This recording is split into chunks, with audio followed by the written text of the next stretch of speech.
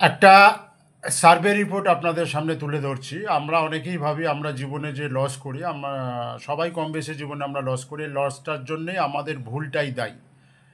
মানে আমরা ভুল করেছি বলেই সবসময় লসটা হয়েছে। এই থিঙ্কিংটা আমরা কিন্তু ক্যারি করি। এটা একটা সার্ভে রিপোর্টে এসেছে। এইটা নিয়ে যেটা বলছি যে সব লসের জন্য কিন্তু আমরা দায়ী নয়, অন্য অনেকগুলো কারণ থাকে। লস কিন্তু এখানে বুঝতে হবে, লস কিন্তু অনেক রকম হয়। সাধারণত লস মানেই ক্ষতি, মানে আমরা অর্থনৈতিক লস, ফিনান্সিয়াল লসটা ভাবি। এর বাইরেও কিন্তু লস আছে, ইমোশনাল লস। ইমোশনাল লসের জন্য কিন্তু রিলেশন এফেক্ট হয়ে যেতে পারে। অপরচুনিটি লস, সুযোগ মিস করলাম, এর ফলে ক্যারিয়ার এফেক্টেড হতে পারে। বিভিন্ন ধরনের লস আছে।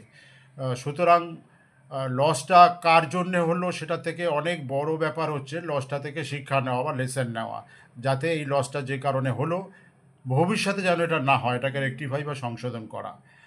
আর কত ধরনের লস হয় বা লসটা কাদের কাদের জন্য হয়, এটা বিস্তারিতটা কমেন্ট সেকশানে প্রথম কমেন্টসে দেওয়া থাকবে, আপনারা দেখুন। আশা করি ভালো লাগবে, শুধু নয় বলবো অবশ্যই কাজে লাগবে। কমেন্ট সেকশানে জানান যে আমি যেটা বললাম সেটা ঠিক বললাম নাকি ভুল বললাম। সঙ্গে থাকার জন্য ধন্যবাদ, ভালো থাকবেন।